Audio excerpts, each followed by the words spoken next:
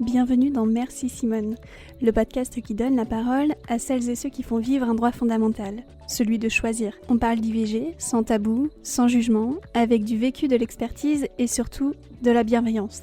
Ici, vous entendrez des femmes, celles qui l'ont vécu, celles et ceux qui accompagnent ces femmes, des professionnels de santé pour soutenir, informer et briser le silence. Merci Simone, c'est aussi un hommage à Simone Veil, bien sûr, mais aussi à Simone de Beauvoir, à toutes celles qui se sont battues et qui se battent encore pour que l'IVG reste un droit accessible, sûr et respecté. Aujourd'hui, nous sommes en plein cœur du Podcaston 2026. C'est la première fois que je fais cet événement caritatif qui donne la voix à celles et ceux qui font bouger les lignes. Et pour parler des lignes qui bougent, j'ai eu le plaisir d'échanger avec Violaine, la directrice qui préside actuellement l'association Choisir la cause des femmes, une maison bâtie par les géantes qu'étaient Gisèle Halimi et Simone de Beauvoir. Violaine est une ancienne professeure de français et sa rencontre avec Gisèle a changé sa vie. Et aujourd'hui, elle continue de porter le flambeau de l'Europe des femmes. Alors que l'association publie son dernier ouvrage, Lettre pour un avortement illégal, nous allons nous demander ensemble ce qu'il reste de l'audace de 1971, de comment protéger nos acquis face aux menaces qui guettent en Europe, et surtout, pourquoi dire merci Simone n'est pas seulement un hommage au passé, mais un cri de ralliement pour l'avenir. J'en profite également avant de débuter l'épisode pour vous donner rendez-vous sur mon Instagram où vous pouvez gagner le dernier ouvrage de Choisir la cause des femmes. Je vous laisse écouter tout de suite la suite de l'épisode. Donc, bonjour Violaine et merci d'avoir accepté l'invitation pour représenter l'association Choisir. Pour commencer, est-ce que tu peux te présenter aux auditeurs et aux auditrices ?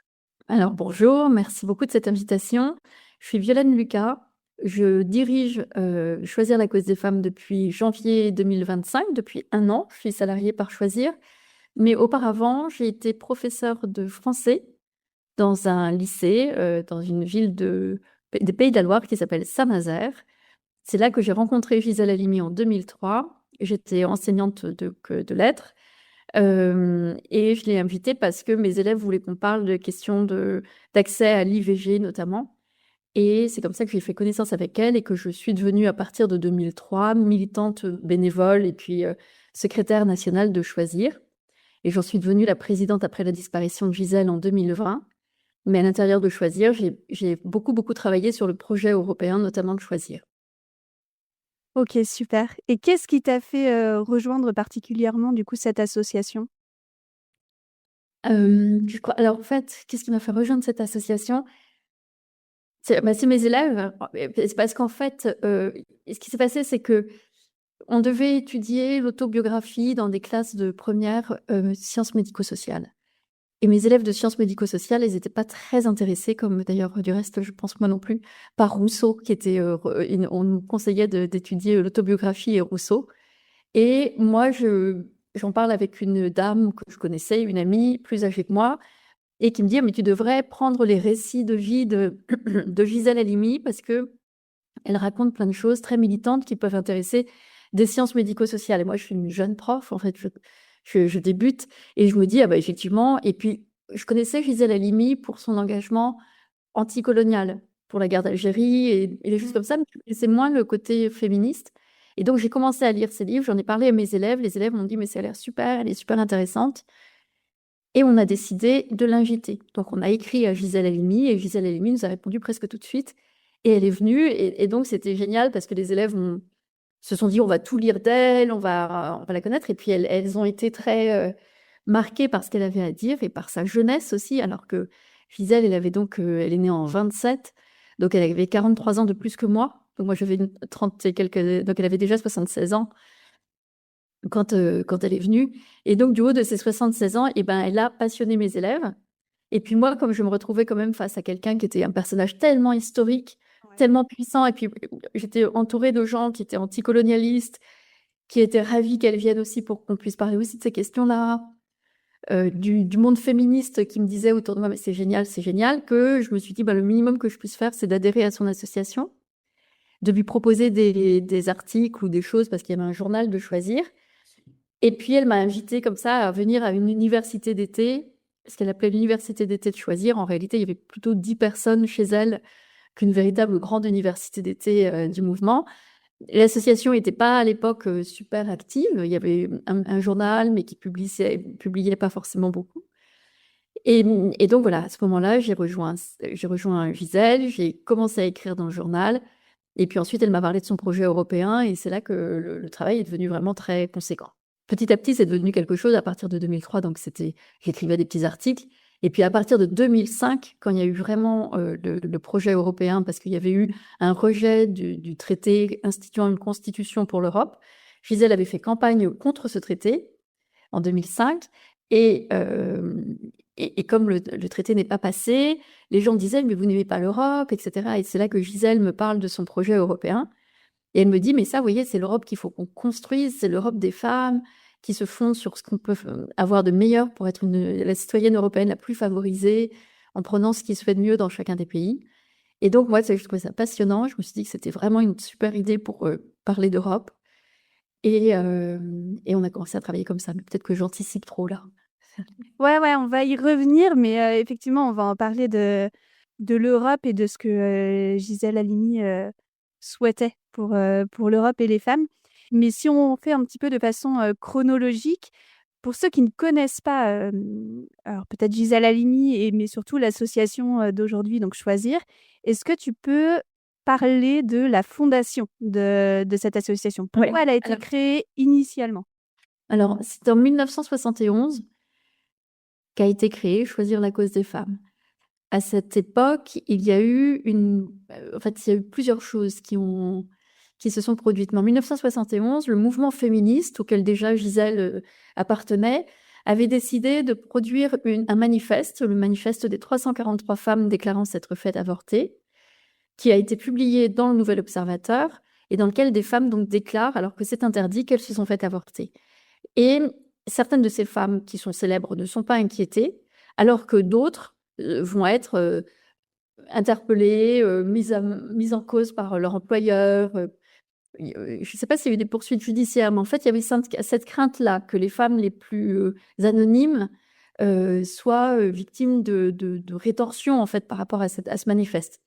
Donc, Simone de Beauvoir et Gisèle Halimi ont eu l'idée de créer Choisir la cause des femmes, avec Gisèle plutôt comme moteur de ça, pour dire, s'il faut défendre ces femmes en justice, on les défendra. Et elle, en tant qu'avocate, pouvait les défendre, mais on peut se réunir à l'intérieur de Choisir, et on crée cette structure qui s'appelle donc Choisir la cause des femmes, et qu'on appelle en réduit Choisir. Et en fait, Gisèle Halimi connaissait Simone de Beauvoir, et ça, c'est important aussi à comprendre pour voir le contexte historique dans lequel on est, le contexte politique dans lequel on est aussi, parce que quand Gisèle a commencé sa carrière d'avocate, elle a défendu les combattants du FLN, c'est-à-dire du Front de libération nationale algérien. Elle était donc du côté des indépendantistes, évidemment, puisqu'elle était contre le système colonial, et elle défendait un certain nombre de ces combattants qui étaient traduits devant des tribunaux militaires martiaux français et qui étaient souvent condamnés à mort. Et une de ses clientes est Djamila Boupacha, qu'on a invitée d'ailleurs pour un hommage sur France Inter à Gisèle Halimi. Et Djamila Boupacha, elle a été violée et torturée par l'armée française, et Gisèle Halimi a pris sa défense. Et comme elle veut dénoncer le scandale de ce viol, de ces tortures, elle va demander à Simone de Beauvoir, qu'elle ne connaît pas encore, si elles peuvent signer une tribune ensemble dans le monde pour dénoncer la torture et le viol et les viols pratiqués par l'armée française en Algérie.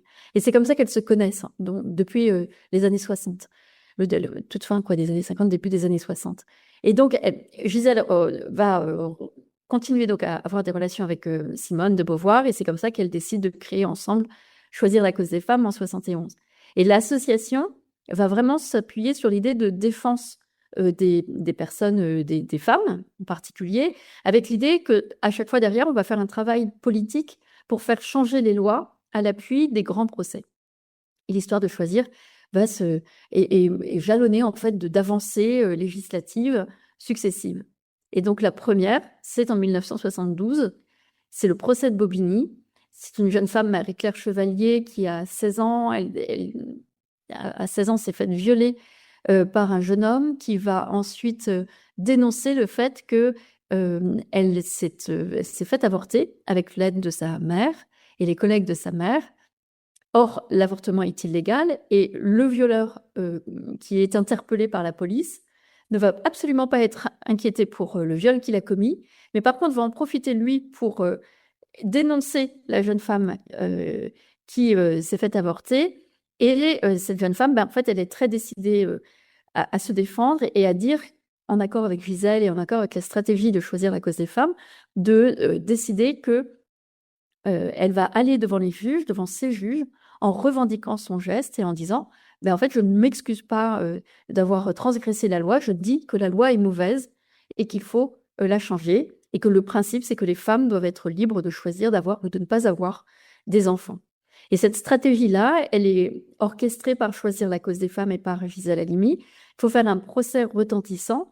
Gisèle Halimi entend parler au-dessus de la tête des juges à l'ensemble de la société française pour que cesse cette hypocrisie de la question de l'avortement et pour que l'avortement devienne une pratique médicale simple et libre et gratuite que les femmes peuvent choisir quand elles ne veulent pas d'enfants. Et comme elle le dit à l'époque, en cas d'échec de la contraception, c'est un enfant si je veux, quand je veux, voilà, au moment où je veux.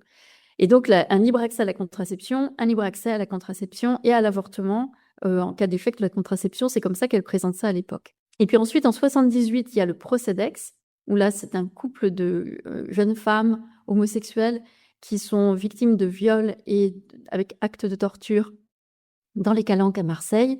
Et à l'époque, le viol est traité comme un délit, c'est-à-dire que c'est jugé au tribunal correctionnel. Et Gisèle va se battre pour que le procès ait lieu en cour d'assises, devant une cour d'assises. Et à partir de ce moment-là, c'est-à-dire en 78, la loi va changer, donc elle gagne évidemment le procès et elle arrive à ces deux modifications majeures, qui est la recriminalisation du viol. Donc dorénavant, à nouveau, on devra traduire et traiter les viols comme des crimes et les traduire devant les cours d'assises. Et surtout, deuxième élément très important auquel Gisèle était vraiment très attachée, c'est que le huis clos ne pourra être demandé qu'à la seule demande de la victime majeure, c'est-à-dire que seule la victime peut décider que les portes de son procès seront ouvertes, parce qu'avant, c'était le violeur qui pouvait décider. Et donc, les trois quarts, enfin tout le temps, les violeurs demandaient à ce que ce soit à huis clos. Oui, il n'avait pas envie que sa pub soit faite. Non, carrément pas. Et là, moi, je suis allée suivre le procès de Mazan, enfin le procès des viols de Mazan à Avignon, et j'ai parlé avec Gisèle Pellicot, et Gisèle Pellicot me disait à quel point, d'abord, Gisèle Halimi avait compté dans sa vie, que c'était un exemple pour elle, que leurs deux prénoms résonnaient, et que sa volonté à elle d'ouvrir les portes de son procès, c'était vraiment dans la fidélité du procès d'Aix, et dans l'idée qu'il faut que les procès pour viol, c'est la victime qui décide si c'est des portes ouvertes, si ça n'est pas à huis clos. Et en fait, Gisèle Pellicot, il a quand même fallu que son avocat plaide pendant une matinée pour faire respecter le droit par le président du tribunal, parce que le président du tribunal trouvait que les images étaient trop choquantes et qu'on ne pouvait pas les montrer. C'est complètement dingue, en fait, parce que ça veut dire que comprend pas que, en fait, c'est ses preuves. Et ces preuves doivent être ouvertes au plus grand nombre. Il faut que les gens les voient, parce que c'est ça qu'on attend de la justice, en fait, qu'elle soit publique, qu'elle soit transparente et qu'on comprenne. C'est ça, que ce soit transparent, enfin que.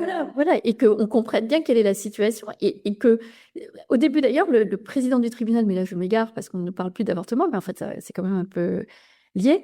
Mais le président du tribunal, c'est je crois qu'ils étaient deux inspecteurs pour enquêter sur les 20 000 images et vidéos des viols de sa femme, 20 000.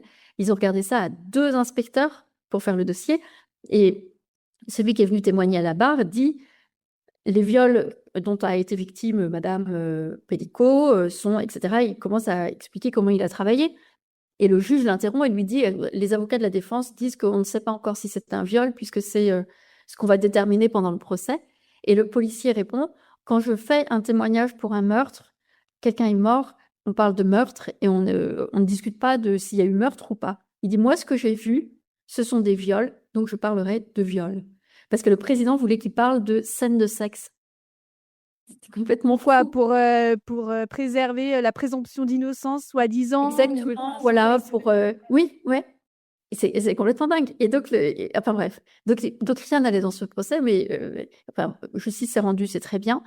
Mais au tout début, c'était assez choquant. Et donc, le procès d'Aix, c'est on voit comment aujourd'hui, et d'ailleurs, il faut lire le procès d'Aix, tous les mots, tout ce que Gisèle a écrit pour ce procès, c'est pile tout ce qu'on a dit aujourd'hui sur le consentement. C'est-à-dire que tout ce qu'elle dit, c'est tout ce qui est aujourd'hui dans la loi. C'est-à-dire elle posait déjà toutes les questions de la définition pénale du viol dans le procès d'Aix et sur la question du consentement. Et donc voilà. Donc là, il y a cet écho-là, historique, hyper important pour nous pour choisir. Et puis après, en 2000, on a lutté. En 1981, Gisèle était à l'époque députée et Choisir a beaucoup travaillé sur la dépénalisation de l'homosexualité. Gisèle était la rapportrice de la mission ou du rapport qui a été fait sur la dépénalisation de l'homosexualité en 81. Et en 2000, on est à l'origine aussi de la loi sur la parité en politique et de la création de l'Observatoire de l'égalité en politique qui est devenu le HCE. Et donc ça, c'est encore des choses de choisir. Et en 2005, à partir de 2005, donc, on a travaillé avec Gisèle sur le projet qu'elle avait baptisé la clause de l'européenne la plus favorisée, mais dont elle avait eu l'idée dès 79. Et voilà, c'est les modes d'activité de choisir. On travaille vraiment à modifier les lois, que ce soit au niveau national, là, ce qu'on est en train de faire, c'est au niveau européen. Et puis, aussi, une grande part de notre travail, ça, c'est la chose dont on va parler aussi, c'est de travailler sur l'histoire du féminisme et les archives du féminisme. Et ça, c'est le travail, effectivement, autour du livre sur les lettres pour un avortement illégal. Alors, c'est dingue, l'écho que peut avoir les combats que l'association Choisir a eu dans les années 1900 et dans les années début des années 2000 et l'écho que ça peut avoir aujourd'hui avec ce qui se passe et notamment effectivement le procès de Mazan, mais aussi le lien avec que vous faites entre le côté militant et l'importance d'aller changer les lois et de faire évoluer les lois. Et cette année, on est rendu aux 54 ans du procès de Bobigny. J'aimerais savoir du coup en quoi les méthodes aujourd'hui elles sont toujours les mêmes de transformer peut-être des procès en tribune politique, en quoi c'est toujours valable aujourd'hui.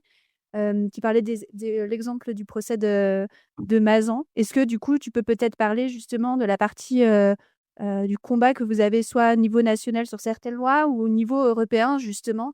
Oui, ça c'est assez intéressant, effectivement. Peut-être qu'on ne nous pose pas tout à fait souvent la question. Il y a d'autres associations qui travaillent comme ça sur modifier les lois et sont en général très spécialisées dans un domaine, le planning familial sur les droits sexuels et reproductifs, l'association sur les violences faites aux femmes au travail, sur la question du travail, des violences au travail, sur d'autres thèmes. CIDFF, c'est un petit peu plus global. Mais nous, ce qu'on a bien perçu dans ces dernières années, parce que moi, je suis rentrée en 2003 à Choisir, les interactions avec les autres organisations, elles n'étaient pas forcément à l'époque très développées. Mais il y a eu vraiment, je pense, dans la continuité de MeToo, nous, on a publié notre premier livre en 2008, la première étude analyse de droit comparé. Mais ensuite, il y a eu deux grandes dates marquantes qui sont 2011, la Convention d'Istanbul, qui va travailler sur les violences faites aux femmes. Et puis en 2017, MeToo. Et je pense que c'est vraiment, peut-être au niveau, en tout cas, ça dépend un peu d'où on se place, au niveau européen ou au niveau national. En tout cas, ces deux éléments-là, je pense aussi que la crise Covid a beaucoup perturbé les choses. Mais là, tout à coup, il y a eu, et vraiment avec MeToo, un reflux en fait du mouvement féministe, une sorte de troisième vague du mouvement féministe qui va beaucoup sur les modifications de la loi. Je pense que la Convention d'Istanbul, elle aide à apporter de la matière à réflexion, puisque c'est du droit conventionnel, mais qui est une source d'inspiration pour les législateurs de tous les pays qui sont signataires de la Convention. Et donc, nous, on a vu comme très vite, alors il faudrait que je me replonge vraiment sur cette historique-là, c'est super intéressant en fait, merci de me poser cette question-là, parce que quand nous, on a commencé à militer en 2003, il y a eu un peu Oser le féminisme, qui a été une grosse vague autour de Caroline de Haas. C'était dans les années, je pense, 2010, qui a un petit peu mis les pieds dans le plat, créé, revivifié un peu le mouvement féministe. Et ensuite, ça a peut-être un petit peu reflué, mais en tout cas, il y a eu une dynamique qui s'est vraiment cristallisée avec ce mouvement Oser le féminisme, qui après est devenu un peu Nous Toutes, avec le planning qui a toujours été très actif, mais qui aussi là se retrouvait dans cette dynamique-là, avec les CIDFF qui ont toujours été là aussi, mais il y avait une espèce de dynamique militante beaucoup plus forte que ce qu'on avait pu sentir avant. Et avec MeToo, c'est devenu exponentiel et il y a eu de plus en plus de jeunes femmes qui entraient dans le militantisme.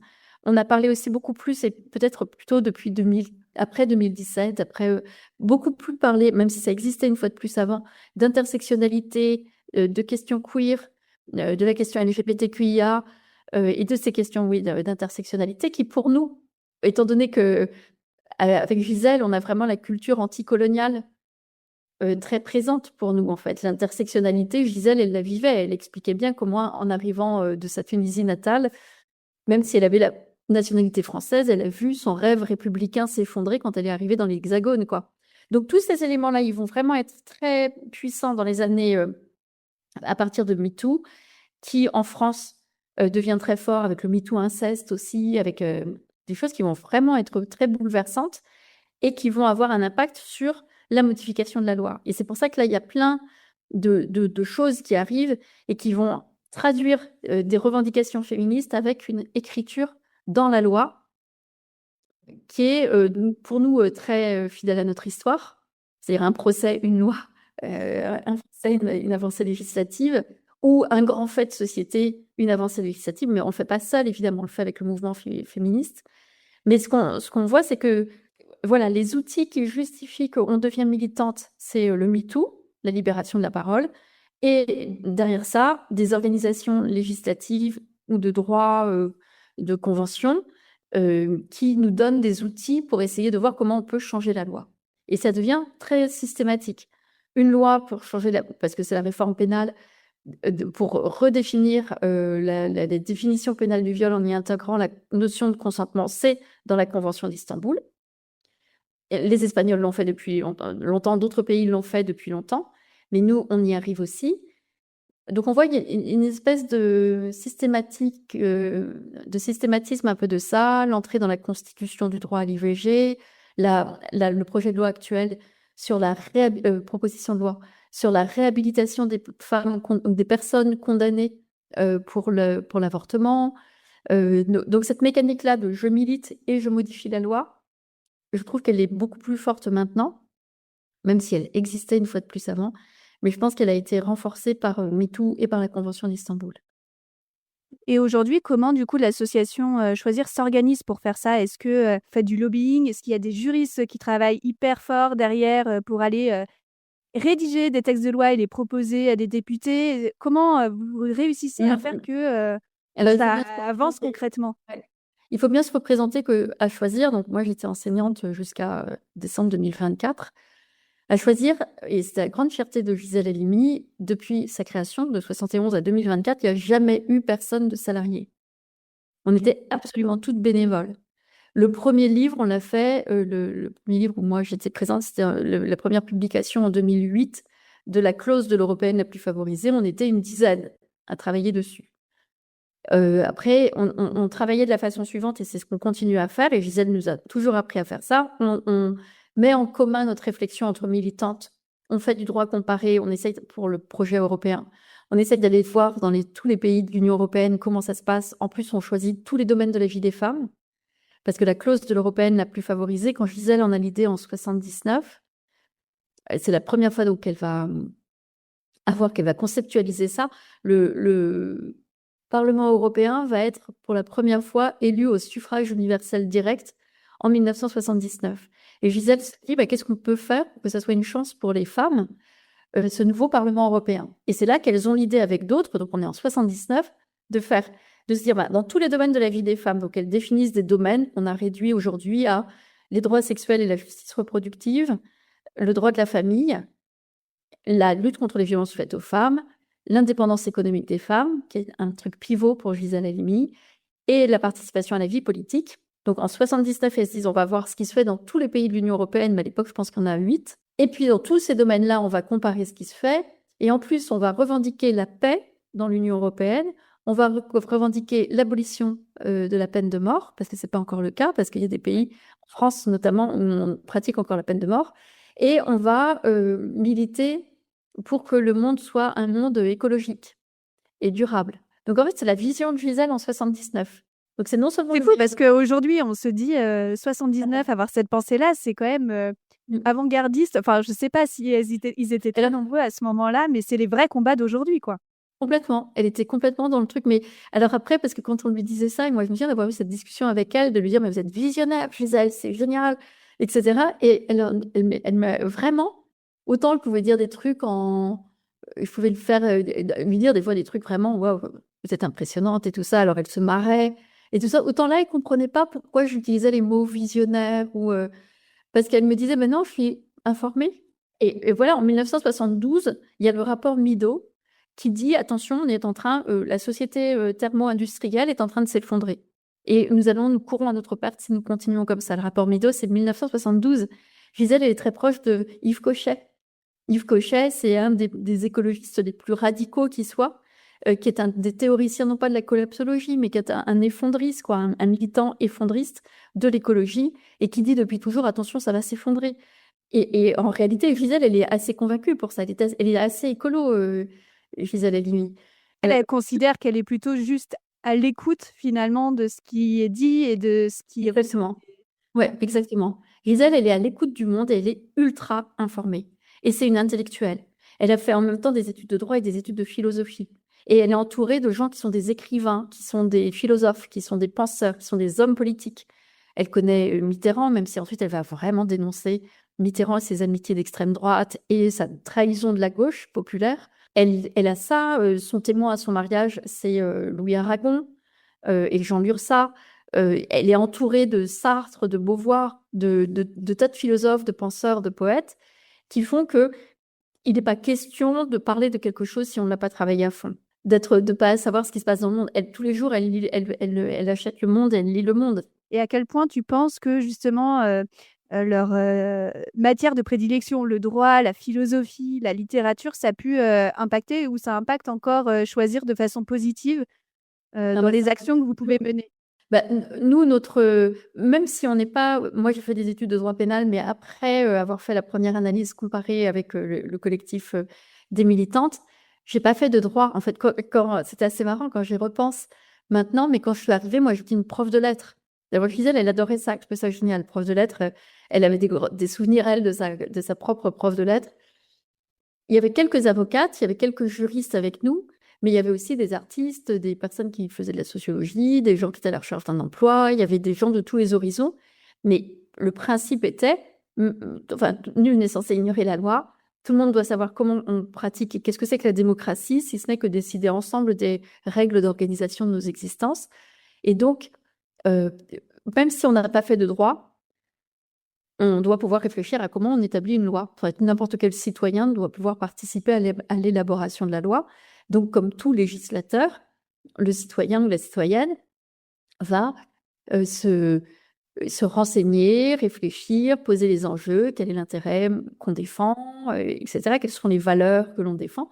Choisir, c'est vraiment ça. C'est-à-dire que moi, j'étais pas juriste ni avocate quand j'ai commencé à travailler à Choisir. Je me suis acheté un livre de droit européen pour savoir ce que c'était que l'Union européenne, pour savoir que, etc., pour comprendre. Ça fonctionnait, ouais. Oui, il faut comprendre. En fait, c'est un peu une tournure d'esprit bizarre, les militantes et les militants, et en particulier à Choisir. Les gens ne comprennent pas trop parce qu'ils ont l'impression qu'en fait, on travaille sans arrêt. Mais oui, c'est comme si on faisait des études. Il y a un côté, effectivement, il y a un apport intellectuel à avoir, il y a une activité intellectuelle à avoir. Mais Gisèle, vraiment, ça faisait partie de l'engagement. On savait que c'était... on aurait pu faire absolument plein d'autres choses, comme peuvent le faire d'autres associations qui sont en contact avec les gens, qui aident à accueillir des personnes traumatisées, qui aident à trouver des logements, qui accompagnent dans des démarches. Nous, on est plus proche d'une sorte de think tank, en quelque sorte. En fait, le militantisme, c'était ça, qu'on repartait avec des livres et on savait que Choisir publiait des livres et agissait sur la loi. Donc, les modalités de notre engagement sont des modalités un peu intellectuelles, quoi. Mais ça ne veut pas dire qu'on n'ait pas le sens des réalités et que, comme citoyenne, on ne soit pas en grève pour la question des retraites, dans nos métiers respectifs, quoi. Donc voilà. Oui, puis vous vous basez sur des choses factuelles, enfin des choses de la vie quotidienne, comme des procès ou des choses pour faire avancer concrètement oui. la loi. Donc ça reste très terre à terre. Oui, oui, voilà. Mais effectivement, on n'est pas dans des interactions avec des gens où il faudrait leur venir en aide ou faire de l'écoute. Oui, Donc, c'est complémentaire avec ces associations-là qui agissent sur le terrain. Exactement. Vous, en Ouais. complémentarité, vous agissez pour faire avancer les lois. Ouais. Et petite pause rapide. J'espère que l'épisode vous plaît autant que j'ai aimé le préparer. Et si c'est le cas, prenez juste 2 secondes pour vous abonner à ce podcast sur votre plateforme d'écoute préférée et éventuellement mettre 5 étoiles si le cœur vous en dit. Mais surtout, partagez cet épisode avec quelqu'un qui pourrait être intéressé. C'est la meilleure façon de m'aider à faire grandir cette communauté. Et si vous voulez aller encore plus loin, venez me rejoindre sur Instagram merci.simone.podcast. Je vous laisse tout de suite avec la suite de l'épisode. Donc, le projet européen, c'était ça au début. Enfin, donc, Gisèle se dit, on va comparer ce qui se fait dans les différents pays de l'Union européenne et on va prendre les lois les plus avancées en se disant, comme nous sommes toutes citoyennes européennes, on veut toute la meilleure loi pour l'accès à la contraception. Si elle est en Suède, on veut la loi suédoise pour tout le monde.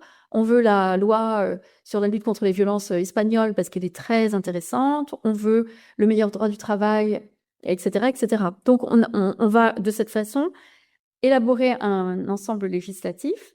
Et ça, c'est le premier aspect. Donc, c'est ce que je commençais à dire tout à l'heure. Ouais. Donc, l'objectif, c'est d'harmoniser les lois Voilà. européennes vers le haut. Voilà, donc il faut les connaître et savoir si elles sont effectivement appliquées et si effectivement elles marchent bien. Deuxième axe, il faut aller voir les responsables politiques et leur dire, voilà, on est en train de faire ce travail-là.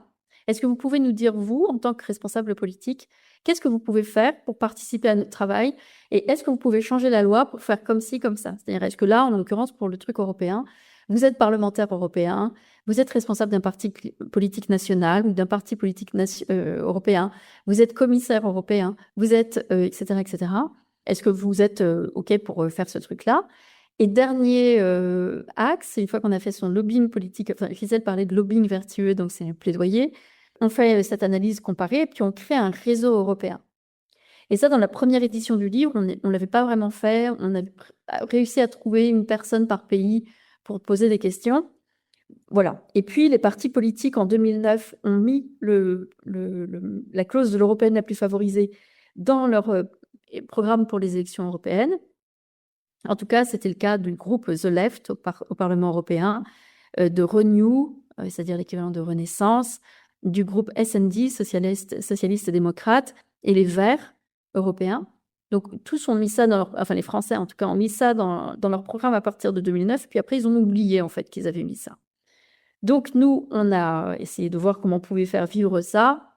Moi, entre-temps, Il fallait retoquer à leur porte en leur disant toc, toc, toc, excusez-moi, est-ce que vous vous rappelez Exactement. Et en fait, après, en 2014, enfin, ouais, 2014, il y en a. On a vu que c'était toujours pas terrible. Et puis Gisèle est décédée en 2020. Et là, on s'est dit qu'il fallait qu'on actualise notre travail. Donc, c'était super intéressant parce qu'on avait commencé en 2005 et là, on était en 2020, enfin, même c'est 2022. Donc, ça fait qu'il y avait environ 15 ans d'écart. Et on s'est dit, mais qu'est-ce qui s'est passé pendant ces 15 années? Et on s'est dit, bah, tiens, on va aller en Europe et on va en profiter pour... voilà, moi, du coup, comme prof, c'était bien parce que j'avais pas mal de congés. Et du coup, on est parti en juillet 2022 avec une jeune femme qui était stagiaire, qui s'intéressait à l'Europe centrale et orientale. Et on a sillonné toute l'Europe pour aller rencontrer les associations avec notre idée de projet en disant, bah, on veut réactualiser. Qu'est-ce qui se passe dans votre pays? Où vous en êtes? Qu'est-ce qui avance? Qu'est-ce qui recule? À quoi est-ce que c'est lié? Quel est le régime politique face auquel vous êtes? Et est-ce que c'est ça qui justifie pourquoi les choses vont bien ou pourquoi les choses ne vont pas bien? Et on a commencé comme ça et on est allé en Croatie. On s'est aidé de la diplomatie féministe qui nous aidait à atterrir dans chaque pays, à comprendre un peu quels étaient les grandes assos, les grands responsables politiques. Et tout ça. Ouais. Voilà. Et on est allé en Croatie, en Slovénie, en Autriche, en Slovaquie, je pense ensuite en Hongrie. On est allé en Pologne, en Bulgarie, en Roumanie, Lettonie, Estonie, Finlande, Suède. Après, on est allé en République tchèque, en Allemagne. Moi, je suis retournée l'année dernière, en fait, je suis allée à nouveau dans les pays baltes, mais aussi en Grèce et à Chypre, où on n'était pas allé encore. On a fait un boulot absolument phénoménal. Et c'est passionnant, hein. Et l'idée aussi, c'était de dire, est-ce que notre idée, c'est une idée qui vous semble complètement à côté de la plaque et vous n'avez pas du tout ce besoin-là de vous appuyer sur l'Europe pour dire, voyez, on est en Pologne, c'est une catastrophe pour l'avortement. Comment on fait est-ce que vous pouvez pas nous aider au niveau européen et tout ça? Et en fait, c'était effectivement assez déprimant parce qu'on s'est rendu compte qu'il y avait des situations qu'on n'avait pas imaginées, comme par exemple 14 pays dans lesquels la stérilisation forcée des femmes porteuses de handicap est tolérée dans l'Union européenne. Enfin, que des trucs comme ça où on est là un peu stupéfaite, quoi. Et on se dit, mais c'est terrible ce qu'elle nous raconte.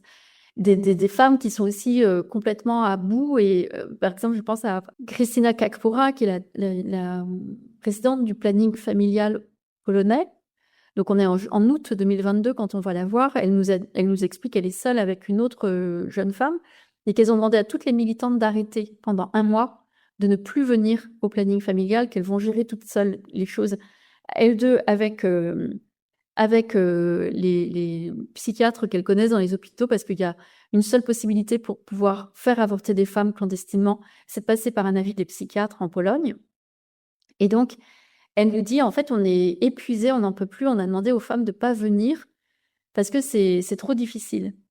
Et donc, on veut qu'elles reprennent des forces avant qu'on recommence en septembre. Et à l'époque, c'est la guerre en Ukraine, c'est le début de la guerre en Ukraine. Et Krystyna Kakpora, elle nous accorde 1 heure, et pendant 1 heure, son téléphone va sonner 6 fois pour des femmes qui demandent de l'aide. Et notamment des Ukrainiennes qui découvrent qu'en fait, elles sont ou victimes de viols de guerre, ou elles se retrouvent enceintes et elles veulent pas. Et du coup, elles se retrouvent dans la difficulté. Elles pensent qu'elles sont en Pologne et qu'elles vont pouvoir avorter. En fait, elles se rendent compte que non. Et parfois, elles doivent rentrer en Ukraine pour avorter, plutôt que parce que c'est pas possible en Pologne. Donc, elles se rendent compte qu'en fait, l'Europe, et ça rend visible au monde entier qu'il y a des inégalités terribles entre les citoyennes européennes, à plus forte raison quand elles sont migrantes, et que tout le monde n'accède pas à l'avortement et que l'Europe, c'est pas le truc formidable qu'on pouvait imaginer, en tout cas de ce point de vue-là. D'ailleurs, Ouais, que tous les pays ne sont clairement pas égaux sur ça. Et en Pologne, Et puis, il y a des inégalités entre les femmes, en fait, entre les citoyennes européennes et les migrantes.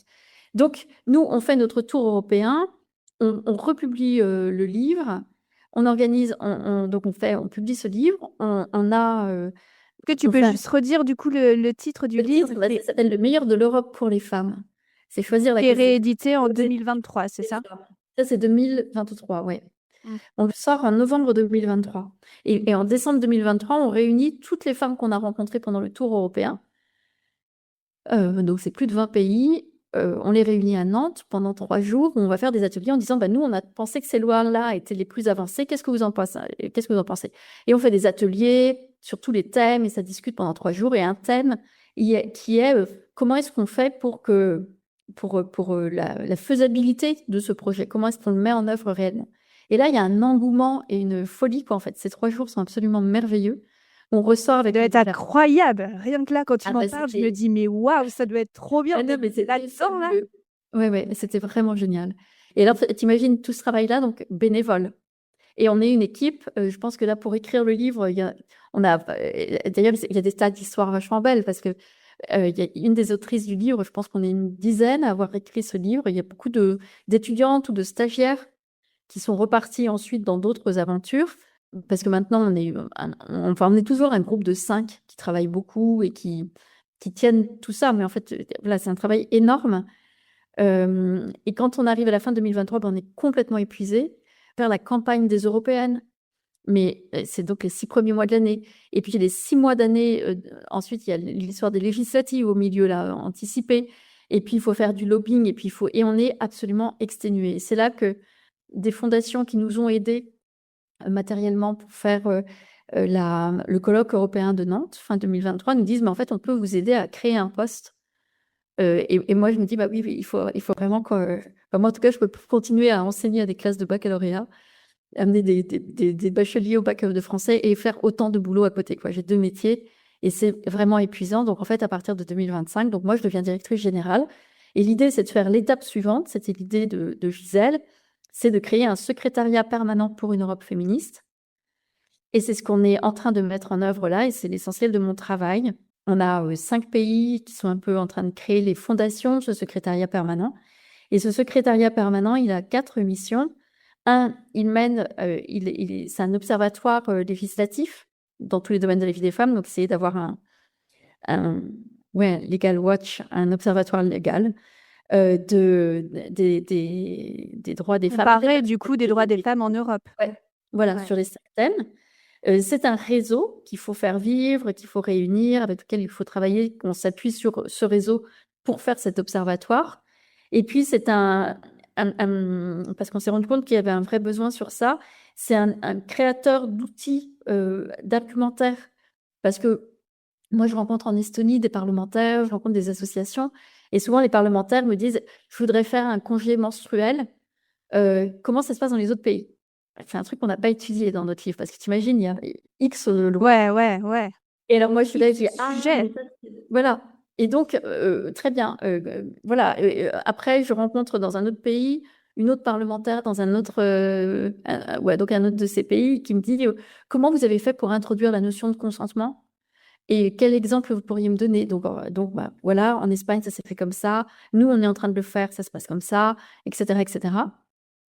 Donc, trouver des outils et des argumentaires, notamment pour les responsables politiques, et essayer de rédiger, c'est le 4e point, une directive européenne. Et ça, c'est ce sur quoi on est en train de travailler en ce moment. Avec l'idée, là, en 2026, de lancer un site, le site, et en 2027, de faire des nouvelles grandes rencontres européennes du secrétariat permanent pour une Europe féministe, queer et intersectionnelle. En fait, j'étais à Budapest le 8 mars pour 2025, où là, on était 1000 personnes dans la rue avec des antifas. Parce que les assos mainstream qui font le boulot concrètement d'aide aux femmes, etc., sont très persécutés par le régime d'Orban et qu'elles ne descendent pas facilement dans la rue, même pas du tout dans la rue. Donc, c'est elles qui m'ont mise en relation avec les antifascistes de Budapest, avec lesquels on a manifesté, et elles ont pris le livre et elles disent, mais nous, on veut que la Hongrie, elles sont antifa, et elles veulent que la Hongrie adopte la Convention d'Istanbul. C'est ça leur revendication. Et donc, elles brandissent le livre et elles disent, on veut ça. Parce qu'en fait, c'était tragique de voir ce qui se passait dans beaucoup, beaucoup de pays où l'extrême droite est au pouvoir, où une droite hyper réactionnaire. Mais ce qui était beau à voir, c'est que notre projet, correspond vraiment à une attente. C'est-à-dire que oui, et en Slovaquie, là, moi, j'étais à une soirée queer. La situation était vraiment tragique là aussi parce que Fico, qui est le premier ministre slovaque, a décidé d'inscrire dans la Constitution qu'il n'existe que 2 genres et que ces genres sont associés au sexe. Et donc, c'est passé dans la Constitution en novembre, je crois, de cette année. Et donc, toutes les assos queer qui étaient là et LGBT, elles étaient complètement déprimées. Et il y a une femme qui est mannequin et qui a dit, mais en fait, il faut qu'on se dise qu'on est européen et qu'on peut agir. Et du coup, c'est Liberty Simon. Elle est devenue notre ambassadrice, en fait. Et je lui ai dit, mais en fait, je suis convaincue que l'Europe peut effectivement nous aider. Donc, en fait, ça, c'est le grand bonheur, en fait, de ce travail-là, c'est de se dire qu'en réalité, toutes les femmes, toutes les personnes LGBT, elles ont besoin de l'Europe. Et quand on voit, parce que du coup, j'étais pour la défense des droits des personnes LGBT en Slovaquie, mais par contre, on a été invité à revenir à Budapest pour la Pride de juin que Orban avait interdite. Et là, ils disent qu'il y a peut-être 1 million de personnes dans la rue. Les chiffres officiels, c'est 300 000. Mais il y a eu une marée humaine de personnes qui sont là, un défilé profondément antifasciste. Et là, on se dit, mais il faut voir le retour de bâton ensuite, ce que ça donne. Mais en tout cas, cette mobilisation européenne, elle marche. Et elle marche avec une internationale et une inter-européenne antifasciste qui est là et qui booste derrière les associations, qui donnent de la force et qui donnent de l'énergie. Il faut effectivement que les pays comme la France, où on n'est pas encore dans cette extrême droite-là et où on a encore la possibilité d'aider et à tirer vers le haut. Oui. Faut juste tout le temps être très modeste. Et nous, notre truc est de dire, enfin, nous, il y a plein de choses qui ne vont pas en France. Ouais. Et parce que sinon, les gens vous disent, ah ouais, mais vous êtes super en avance parce que vous êtes la France, etc. Et nous, on leur dit, bah, vous voyez l'affaire Pellico? Et là, les gens nous disent, ah, mais oui, qu'est-ce qui s'est passé? En mode, mais comment est-ce que c'est possible? Et nous, on leur explique que c'est tout à fait possible. Parce qu'on est dans une vraie culture du viol, parce qu'on a un gouvernement qui dit des choses, mais qui en réalité ne met aucun moyen. Il met l'IVG dans la Constitution, mais il n'y a aucun moyen pour les services publics. Donc les gens, il y a les écarts et les inégalités entre riches et pauvres n'ont jamais été aussi hautes et aussi fortes. et qu'on est dans une société, dans une culture du viol, dans une culture de l'inceste qui est absolument monstrueuse, et que ça va pas s'arranger et que l'extrême droite nous guette. Donc en fait, on leur explique sans arrêt que non, et que les droits des femmes et des personnes LGBT sont vraiment une variable d'ajustement et qu'il faut être extrêmement vigilant, et que nous, on vient pas dire, nous, les Français, on est super bons. On est aussi mauvais que les autres, et demain, on sera encore que les autres. Enfin, voilà. J'ai C'est plein de pas- questions du coup en lien avec ça, notamment sur ce que tu disais sur la constitutionnalisation du droit à l'IVG. Ça me fait rebondir en me disant, est-ce que pour toi on peut se dire c'est gagné, ou est-ce qu'au contraire ce serait une erreur de se dire que ce combat-là sur l'IVG est terminé? Et est-ce que finalement aujourd'hui le problème en France, en tout cas sur le droit à l'avortement, le problème ce n'est pas la loi, mais l'application concrète de celle-ci? Ouais, ouais. Ça, alors, c'est très simple et très. Enfin, tu as tout dit là. D'abord, nous, on a été fondés par Simone de Beauvoir dans le deuxième sexe. Elle dit, n'oubliez pas qu'il suffira d'une crise pour que tous les droits reculent. Et on le voit, et de toute façon, des crises, on s'en prend sans arrêt, des sanitaires, écologiques, économiques, démocratiques. On n'arrête pas. Donc, à chaque fois, qui prend en premier? Les femmes, les personnes LGBT, les personnes colonisées, issues des peuples colonisés et racisés, les minorités religieuses. Donc, c'est toujours les mêmes qui vont être persécutées. Et ça, c'est comme ça, sur ça que repose le capitalisme, sur ça qu'il prospère. Parce que dans les grandes découvertes qu'on faisait, on a découvert que, par exemple, au Luxembourg, on a l'impression d'une quasi-égalité salariale. Enfin, ça avait l'air de plutôt pas mal se passer, mais on s'est rendu compte qu'en réalité, la différence des femmes entre les revenus des femmes à la retraite et les hommes est de 40%. Elles sont payées 40% de moins. Mais c'est juste parce qu'effectivement, l'invisibilisation du travail des femmes, il a un coût quand même. Et c'est sur ça que repose le capitalisme, en fait, sur l'exploitation du travail des personnes racisées, des femmes et des minorités. Et puis, évidemment, tout ce qu'on fait, nous, c'est pas simplement un observatoire de législation, parce qu'il y a des pays dans lesquels les lois sont formidables.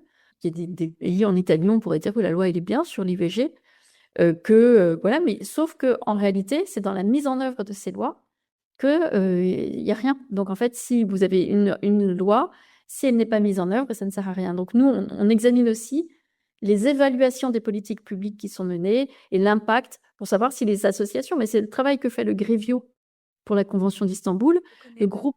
Grevio, c'est le groupe d'experts sur les violences faites aux femmes. Il a un calendrier pour chacun des pays, les 46 pays qui font partie de la Convention. C'est un groupe d'experts qui voit comment est appliquée la Convention d'Istanbul.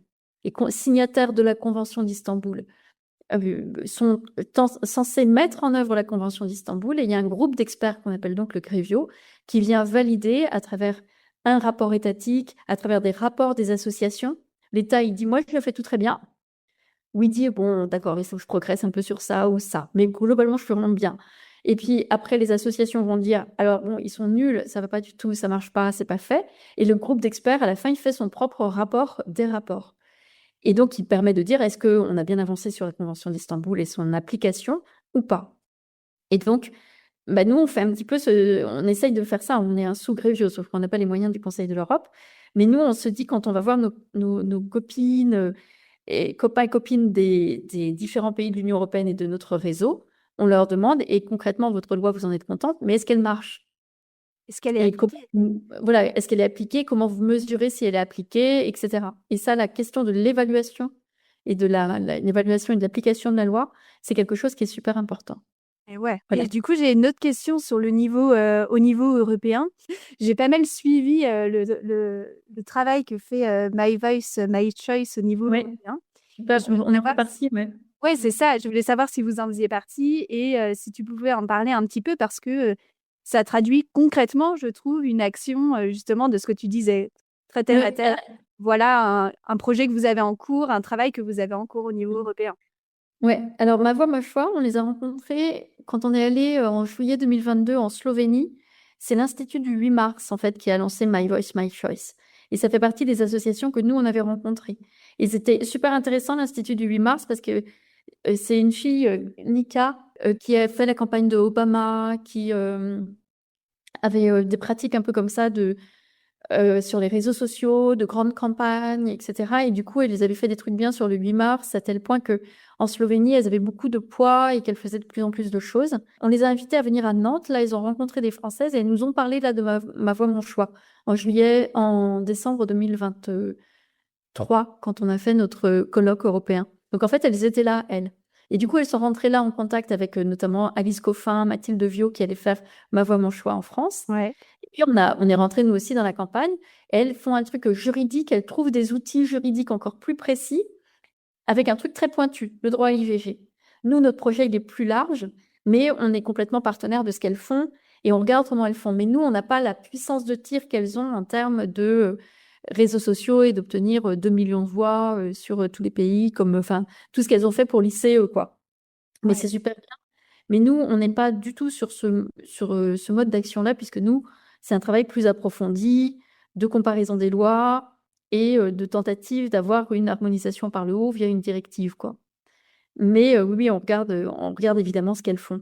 Avant, du coup, de parler des actions concrètes que les gens peuvent faire éventuellement pour aider l'association Choisir, je voudrais qu'on parle du coup de ce fameux livre-là que Ah ouais, pas, mais de lettres pour un avortement illégal, donc des lettres qui ont été écrites entre 1971 et 1974, que vous avez retrouvées du coup dans les archives de l'association.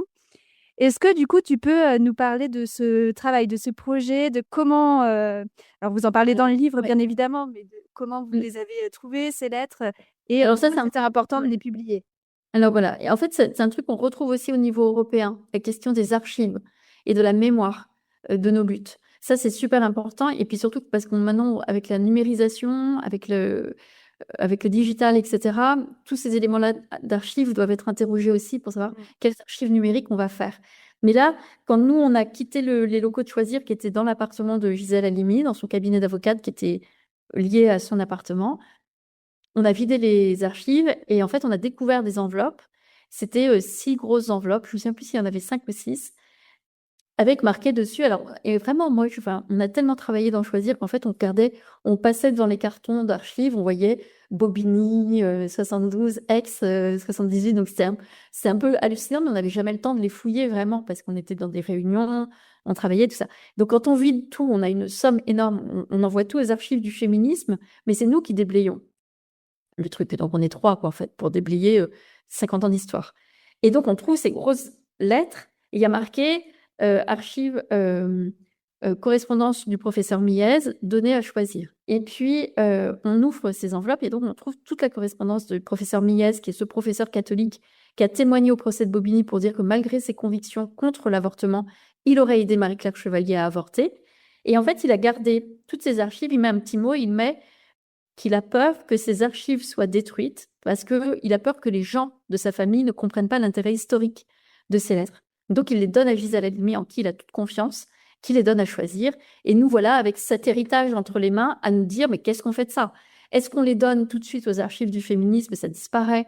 Et demain, on ne va pas avoir le temps encore de travailler sur nos archives, ou est-ce qu'on se dit, on les garde et on voit ce qu'on en fait, quoi?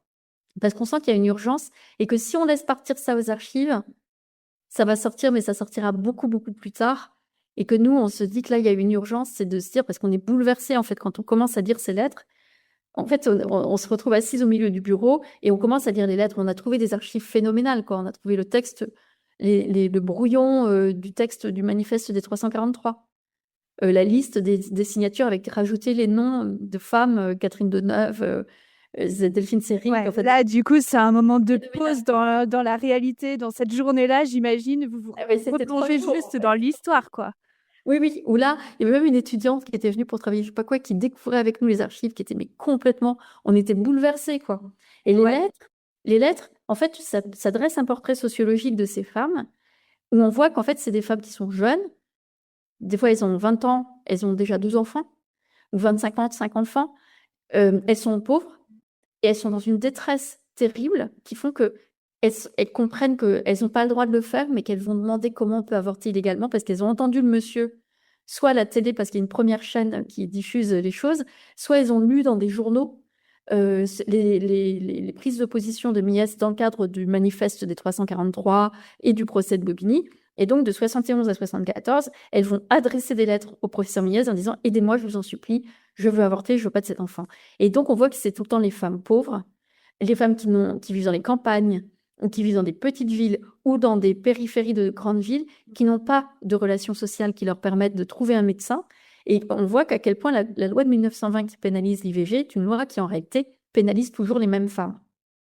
Quand Orban parle de réarmement démographique, il veut armer le pays avec des gens qui pourront aller faire la guerre. Il faut des bébés. Et donc, qui fait des bébés en quantité, etc., on estime que c'est les femmes pauvres qui doivent les faire. C'est pour ça qu'il ne faut pas qu'elles avortent. Et c'est la même chose qui est sous-entendue quand Macron parle de réarmement démographique. Ouais. Lui, c'est en même temps, je réarme démographiquement et en même temps, je mets l'IVG dans la Constitution. Ces lettres, elles sont tellement bouleversantes qu'on se dit il faut vraiment qu'on les publie, qu'on les fasse connaître. Ça résonne beaucoup avec ce qu'on est en train de faire aussi dans le Tour européen, et où on a des récits de femmes qui aujourd'hui meurent en Pologne d'avortements clandestins, qui supplient dans des SMS, elles supplient qu'on les avorte parce qu'elles sentent qu'elles vont mourir si elles ne le font pas, et si on les aide pas. Et ça fait tellement écho avec les lettres qu'on a lues, nous, qu'on se dit on va publier ce livre. Et en fait, il y a tout un embryo, un truc compliqué. Et puis à la fin, on arrive à trouver les éditions Libertalia, et là, on a carte blanche pour publier comme on veut ces lettres. On fait ce magnifique livre, parce qu'à chaque fois, on a retranscrit les lettres, mais on a laissé en gros plan vraiment l'écriture, les matériaux. Ouais, ça c'est beau. Ouais. Et puis un carnet central où il y a des photos de certaines liasses de lettres, et pour en voir la C'est mettre. vrai que dans ce livre, on voit la détresse de ces années-là et de ces femmes qui parfois en sont réduites à écrire que si ce n'est pas possible, elles vont se suicider, qu'elles ont déjà trop d'enfants, qu'elles ne se voient pas, qu'elles ont un enfant, un petit enfant de 3 ans, et que elles vont le laisser parce qu'en fait, elles n'en veulent pas, quoi. C'est soit mourir, soit avorter. Oui, c'est ça, c'est exactement ça. Et la question du suicide, elle est essentielle, elle devrait apparaître dans les statistiques en fait des mortes d'avortements clandestins. Il y en a certaines, elles mortes parce qu'en fait, au moment où on était en train de chercher notre éditeur, je reçois un mail, on reçoit à choisir un mail de Mariana Otero qui nous dit « Je veux faire un monument aux mortes d'avortements clandestins parce que ma mère, Clotilde Vautier, est morte d'un avortement clandestin quand j'étais petite et qu'on m'a toujours caché ça. Et elle avait fait un documentaire qu'elle avait publié en 2003. 2003, c'est l'année où Gisèle Halimi est venue voir mes élèves. Et j'avais amené mes élèves voir le film de Mariana Otero qui s'appelle Histoire d'un secret, dans lequel elle raconte la mort de sa mère d'un avortement clandestin et comment elle découvre ce secret de famille.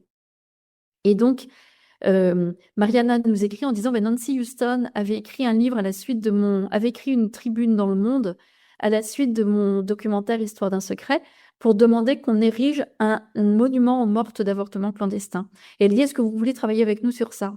Et moi, je dis aux filles, on en parle en réunion de bureau, mais moi, je lui réponds, à titre personnel, je ne sais pas ce que le bureau va vous dire, mais moi, oui. Parce que la même année, j'ai rencontré Gisèle Halimi, j'ai rencontré votre œuvre, votre documentaire, je l'ai montré à mes élèves. On a été complètement... je suis complètement en admiration de votre travail et son courage, et donc et votre histoire qui est magnifique. Et du coup, on commence à travailler avec elle, à faire du lobbying politique comme moi je fais, c'est-à-dire aider à écrire une lettre pour dire à la mairie de Paris, on veut un monument. Et en fait, je parle du livre à Mariana. Et elle obtient très vite un engagement de la mairie de Paris pour faire un monument aux mortes d'avortement clandestin.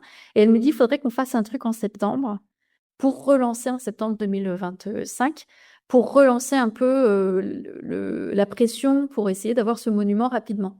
Et elle me dit, est-ce que ça t'embête si les lettres, je trouve des comédiennes et des comédiens pour qu'on en fasse une lecture quelque part? Et ça donne cette soirée complètement folle à la Maison de la Poésie, où Mariana organise avec 17 actrices et acteurs, comédiennes et comédiens, une lecture de 17 de ces lettres, accompagnée par une musicienne qui fait des intermèdes super beaux, où Annie Ernaux vient conclure. Annie Ernaux, moi, je lui avais envoyé les lettres. Annie Ernaux a écrit un tout petit texte. En fait, c'est un mail qu'elle nous a envoyé pour dire à quel point c'était important qu'on publie ces lettres. Et donc, ça fait ce spectacle qui est absolument incroyable. Donc, c'est visible sur le site, sur la chaîne YouTube, en fait, de la Maison de la Poésie.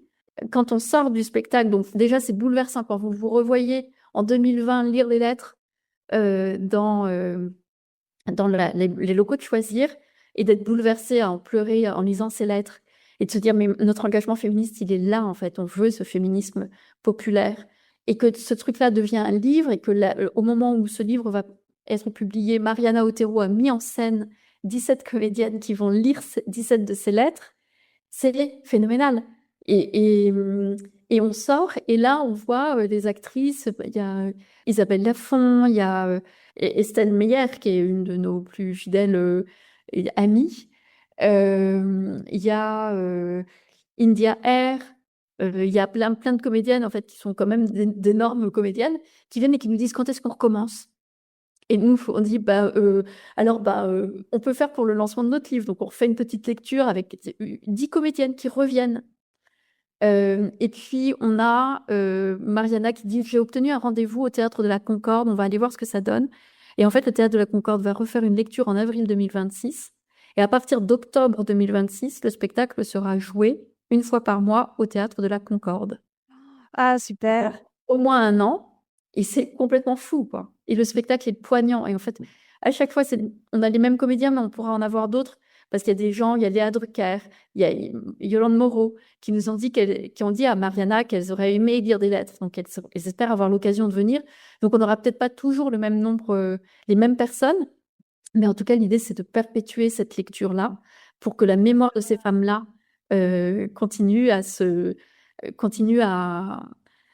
être connue et à être portée. Il nous reste 4 minutes, alors je vais faire vite pour que tu puisses être à l'heure pour ta prochaine réunion.